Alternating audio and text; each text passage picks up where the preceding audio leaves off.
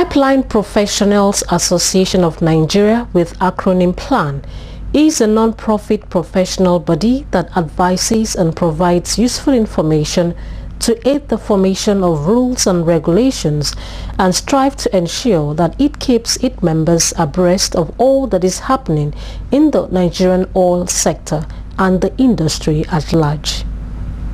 The association also promotes knowledge, professionalism and efficiency in the management of pipelines in Nigeria. Its membership includes major stakeholders in the oil and gas sector. Members can as well be found in financial institutions, insurance firms, universities, government agencies, amongst others. The benefit accrued to the members of the association includes improved professionalism in pipeline management, sharing of knowledge with other professionals, impact regulatory decision regarding pipelines, training of local pipelines professionals, as well as pipeline security. The association is blessed with highly skilled and technical professionals in various related fields. At the helm of affairs of the association PLAN is Dr. Joseph Dog, the National Executive Chairman, an astute and dynamic leader. JD, as he is popularly called, is a holder of doctorate degree, University of Manchester, UK, a chemical and material science engineer with at least 3 years experience in the industry. Recently, the association held a technical session in Lagos with theme Deep Water Pipeline Construction. The event featured paper presentation by some of the stakeholders in the industry. Good morning, ladies and gentlemen. Yeah, with Rose, when you are senior is when you get bold. You're not senior yet.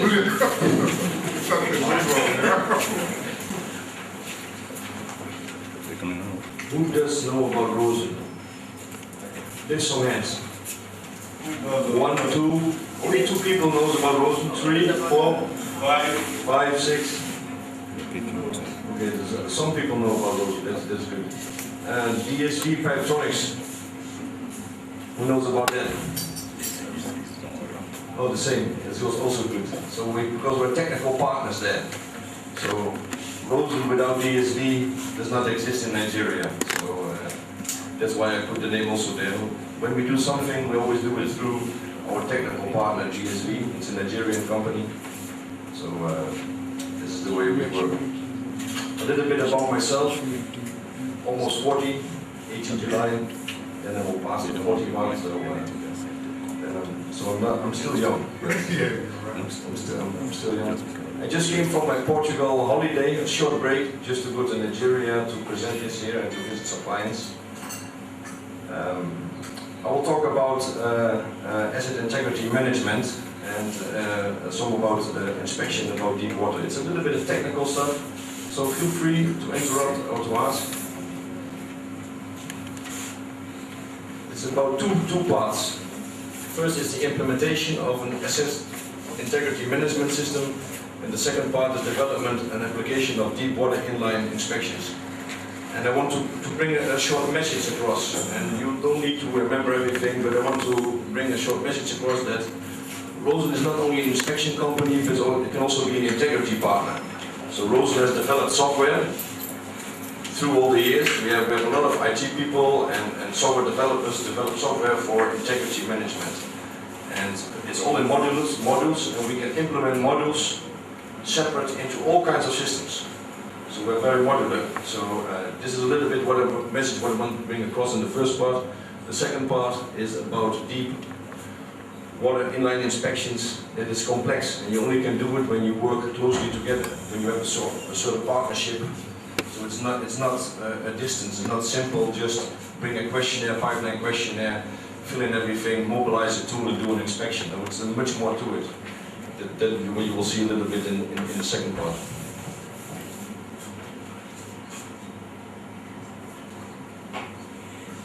Asset integrity management. Does that ring a bell with you? Something like this, or is it something that you are not familiar with?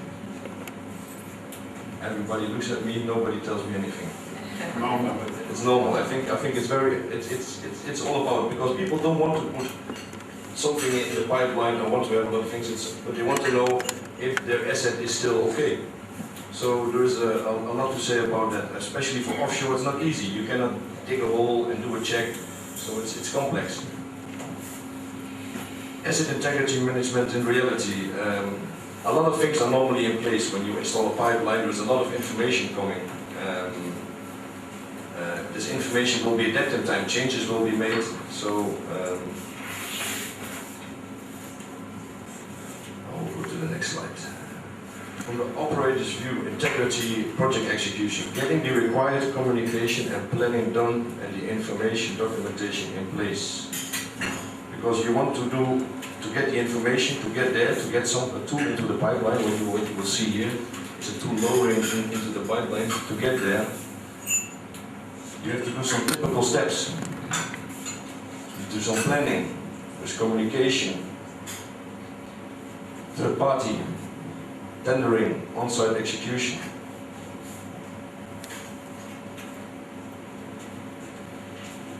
This is a nice graph. So when you have a project, it starts, this is a timeline, so, and it's not, it can be over 1 year, it can be over several months, but when you get something done for integrity, you start somewhere, and then you go down, and then you go up again. What's happening there, normal?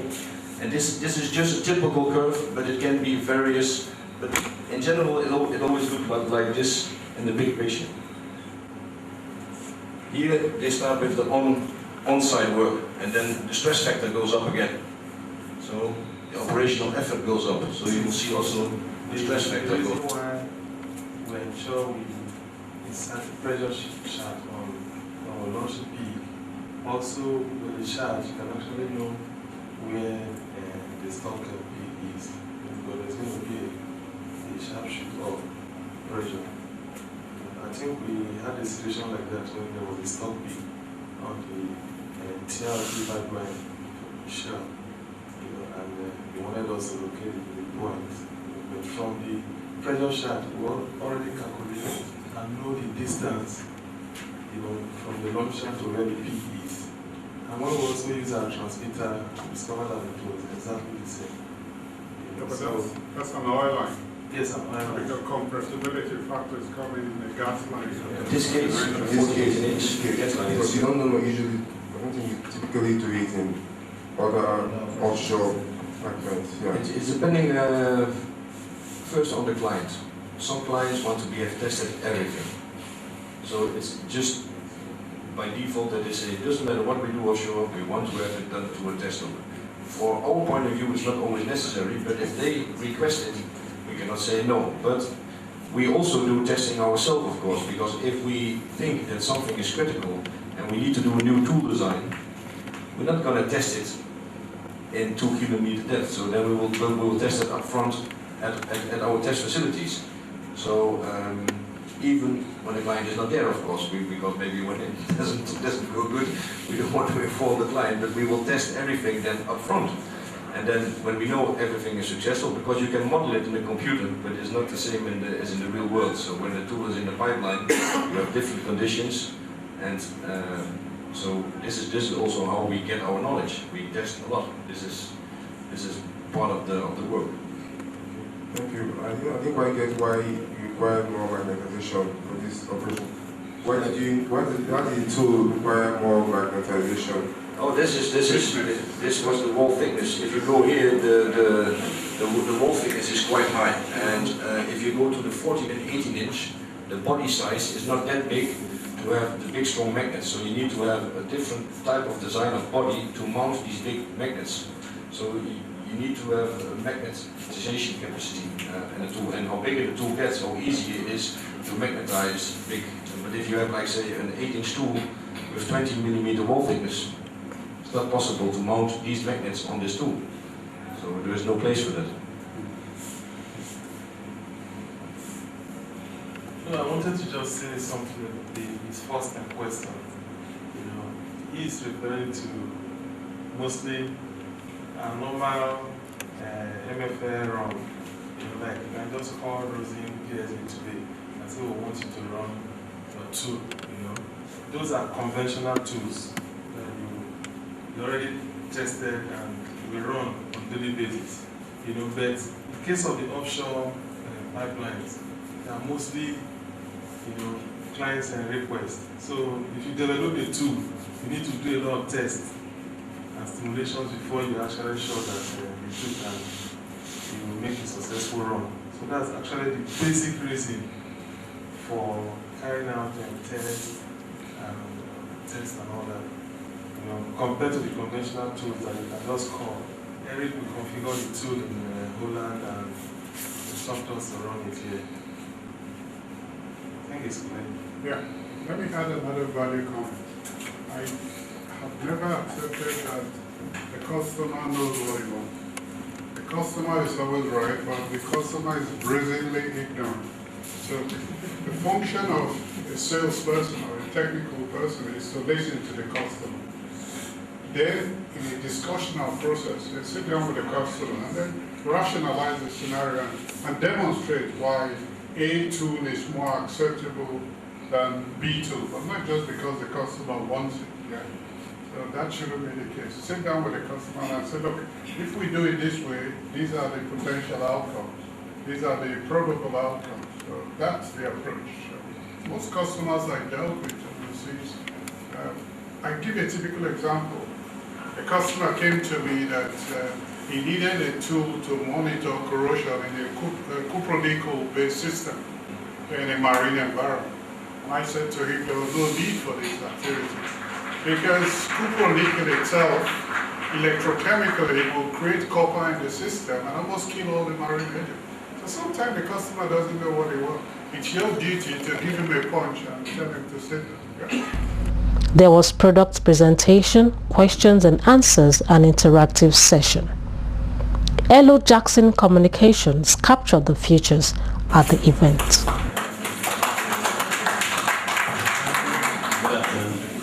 Yeah, we're talking about leak detection system. This is a new system that we're introducing in the market here. It works basically on the principle of acoustics. So it's a ball. Some of us might be familiar with normal pigging balls, the spherical ball. But this one has electronics and all sorts inside to detect leaks. Even as leaks as small as pinhole leaks can be detected by this device. Next slide down. Production. When you have spills because of cleanup, illegal issues, and whatnot. So if you're able to detect the leaks before it gets so bad, you save a lot of costs. Next slide. Okay. Let's talk about this earlier. The models we're proposing, either on demand or it's going to be routine. So we're still talking with some of our clients at the moment. The next slide. Okay, like I said, it's sensitive, easy to deploy, cost effective, but it's not too expensive. High sensitive game changer IPP detection, pipeline detection system. The next slide. Ask questions when you it's deployed. It's going to show you how it's launched in the pipeline.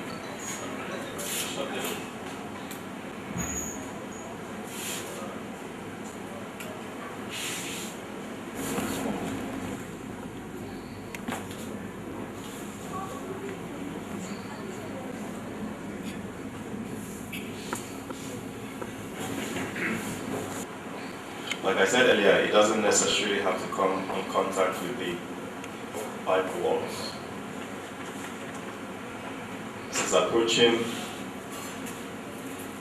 the leak point. It picks the sound. I think the voice is muted there.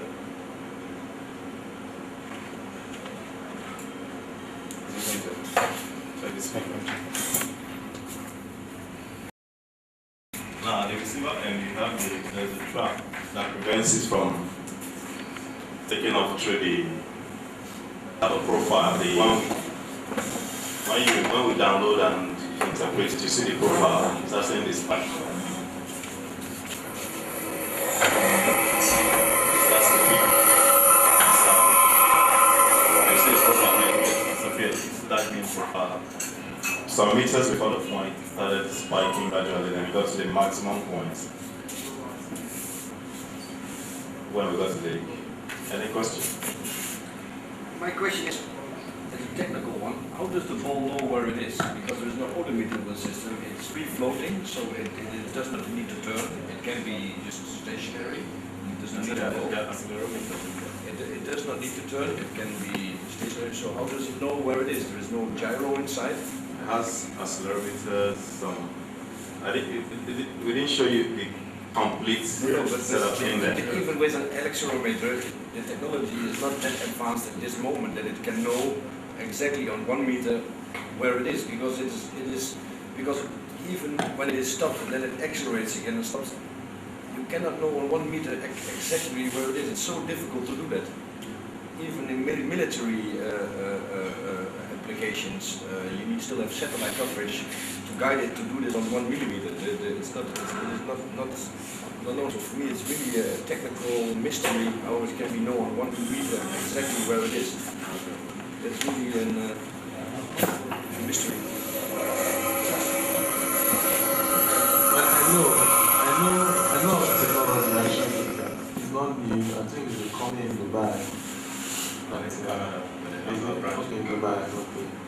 You know, one of the greatest challenges is how to manage vibration and noise, you know, along the pipeline. So there's vibration, which in most cases you usually experience in pipeline. It's going to affect the report. Yeah, I think also that those are some of the factors that are built into the design and all that. Yeah. Okay. The question I have basically is there a difference between a leak and a spill? Because if I have a leak, given the numbers you've indicated there, the leak, they are two-dimensional, is food for nature. Bacteria likes this oil and gas at the level we're talking about. We're talking about the leak. And 100% of the leaks or the loss of containment issues I had were third-party mediated. And I think with SNEPCO and SPDC, particularly with SPDC, over 90% of the issues we have are due to third-party expressionism. So, is this what we really need at this stage? What do you think? What market have you tried to generate to start with?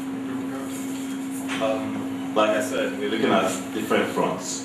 First, for new pipelines being laid offshore, where you have joints not properly connected or tightened. You have leaks in those, like I understand what you're saying. Some lines are vandalized and you have a leak.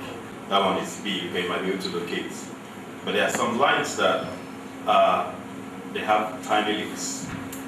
For some, maybe like swamp regions that you cannot easily access the right of way. So this will give you an idea of where it is, so it saves you time. How many SNEPCO people have you tried to deceive with this thing?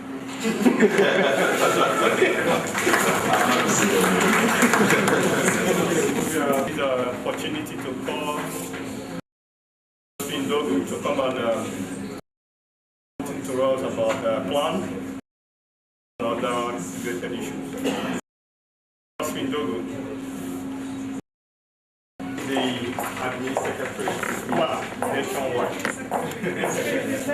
They say you promote yourself. I don't allow people to promote you.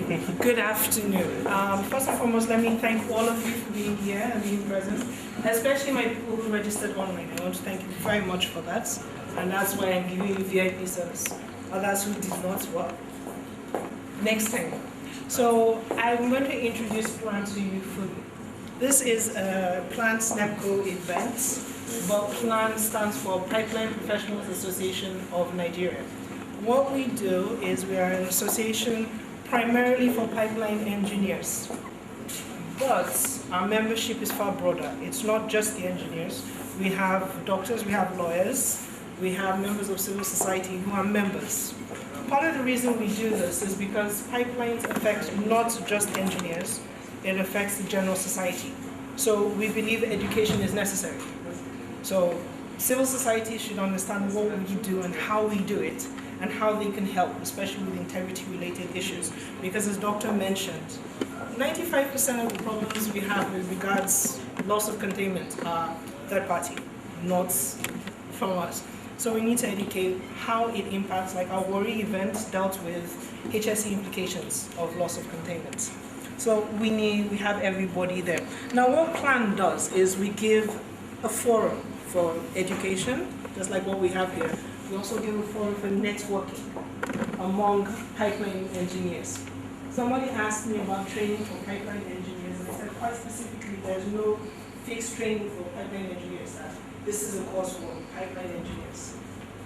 What we do is we help you and say, okay, I am a pipeline engineer, what do I need to know as a pipeline engineer? How can you direct me?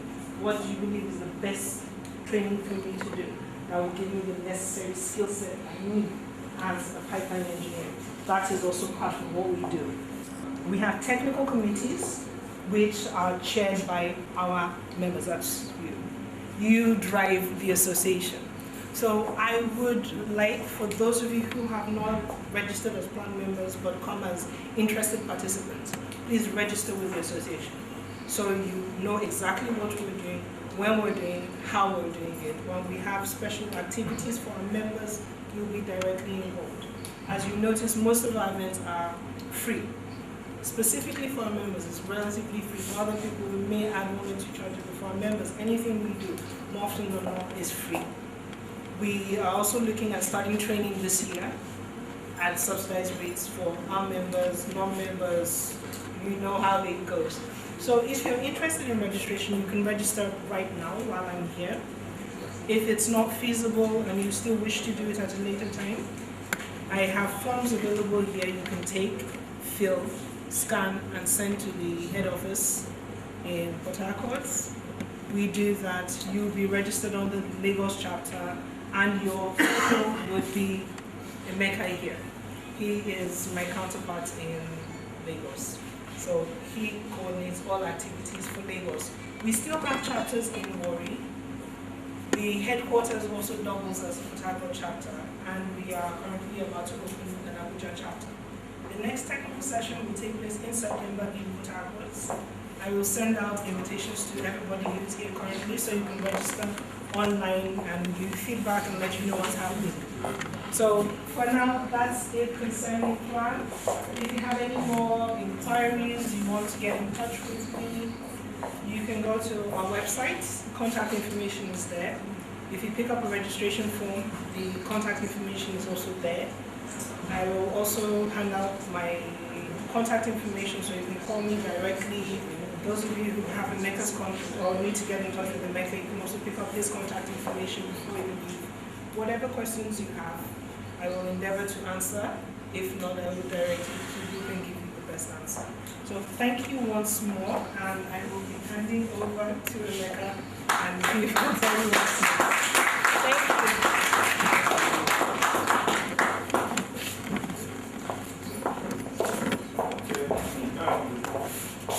Thank you, Justin, for that information.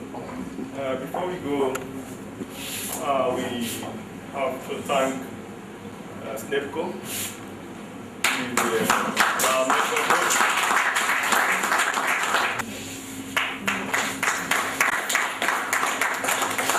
Other corporate and individual members, we all thank you for being part of it. All right, before I also say thank you to the planning committee, Chairman Markel, the Vice Chairman, is over there. Please stand up. Yes, Mr. Isaac Ijoma. And also Simeon Okara. General Money. And Tayo.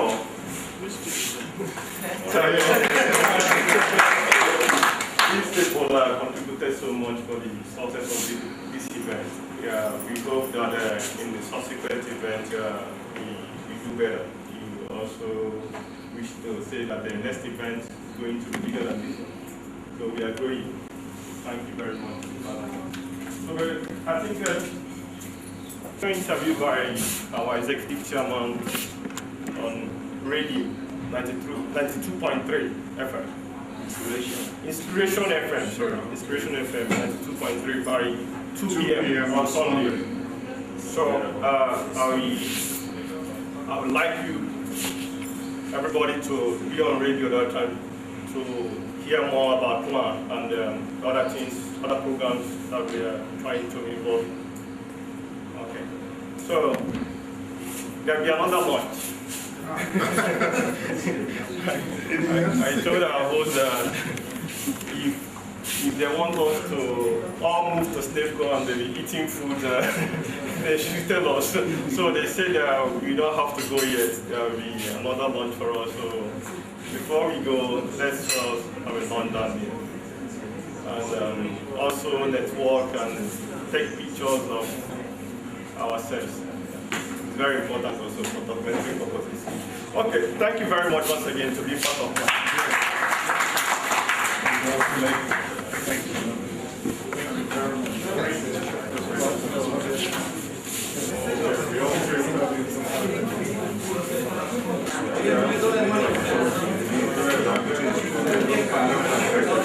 you.